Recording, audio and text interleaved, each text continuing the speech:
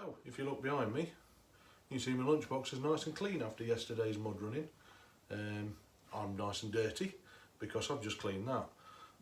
A few people have asked, following yesterday's video, about what I do to clean and prepare the RCs for that kind of treatment with the mud, etc. So we'll get into it. I'll show you my cleaning procedure.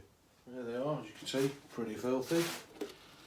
There's all sorts of crap falling off them and ooze running out of them. All good fun. First thing I would say is, don't do what I've done here and leave them overnight to clean them.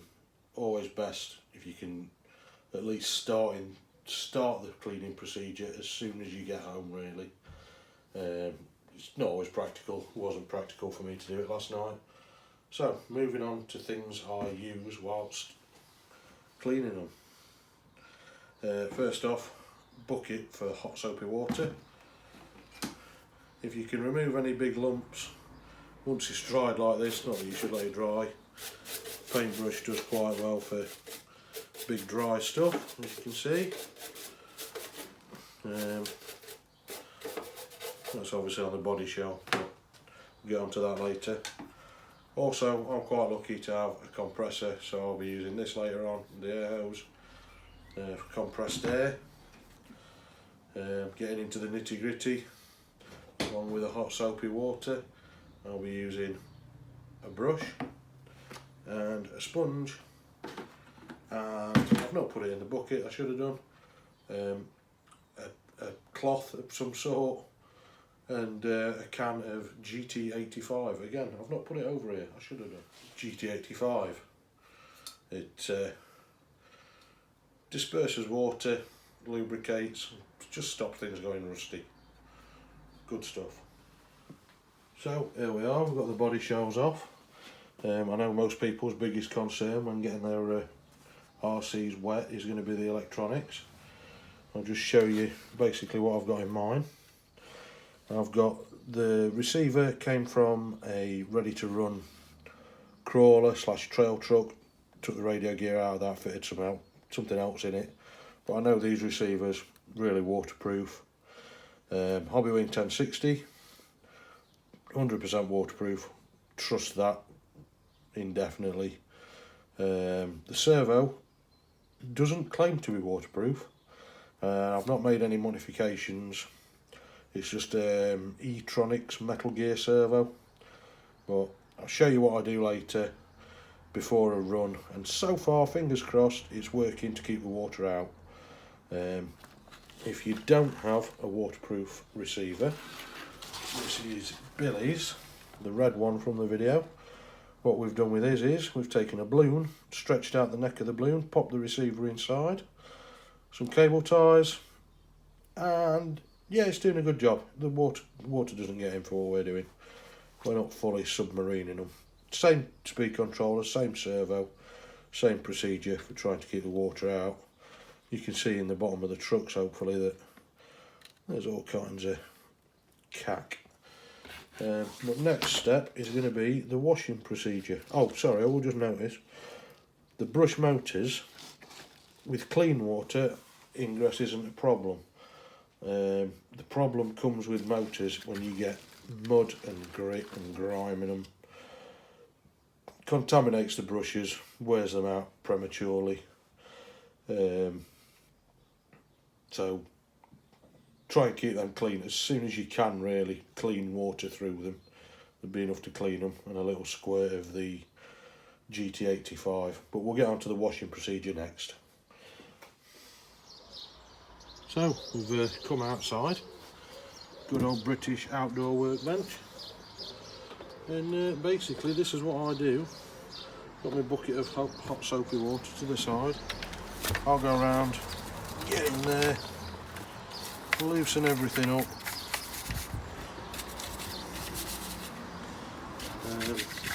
Anything that looks like it's going to be a bit stubborn, I'll get in there and some nice hot soapy water. On a nice stiff brush to get in all the treads and So yeah, just a quick disclaimer here, guys.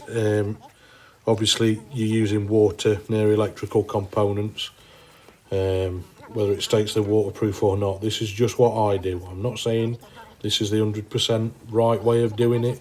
I don't claim to be the all-knowing, all-seeing. This is just my procedure. So that's the chassis, all scrubbed up with the soapy water.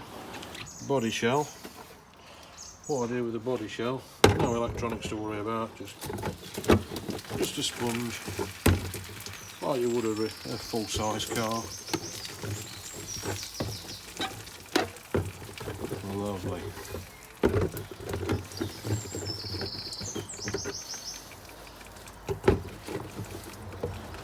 Dead simple. And then same inside.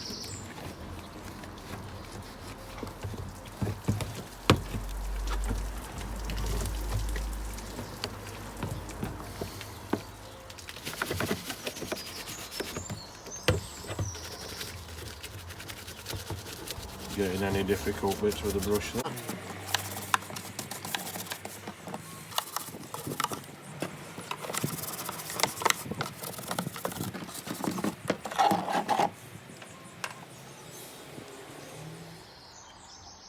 So next stage, hose pipe. I've got one of these on mine. You want to use it on a gentle spray like that really for the most part. If there's anything stubborn, there's more of a blaster one there. You definitely don't want to be using the more high pressure one near any electrics. Whether it says they're waterproof or not, I just wouldn't risk it.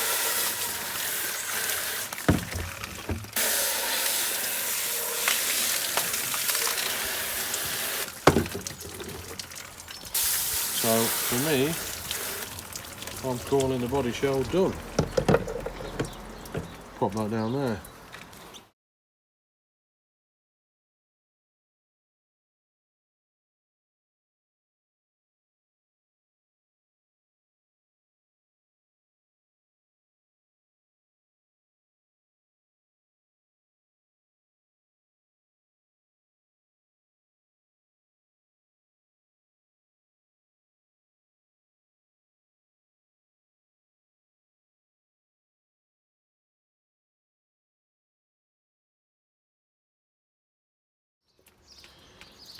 So yeah, I've just got the last few little stubborn bits off that I could see.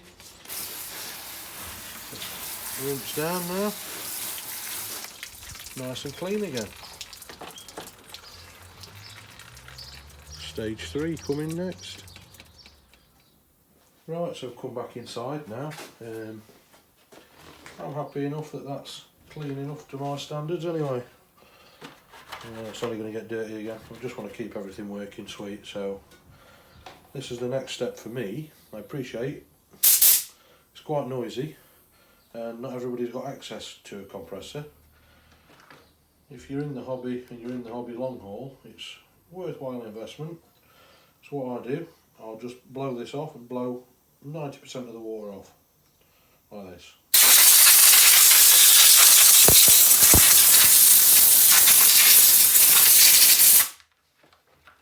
And inside.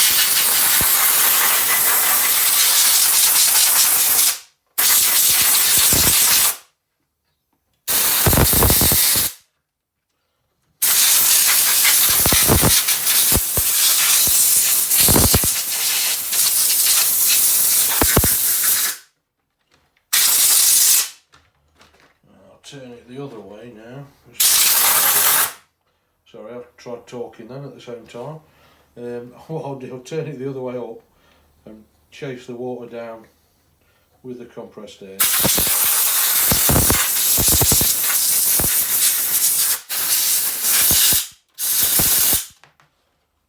Basically blowing as much water off as I can.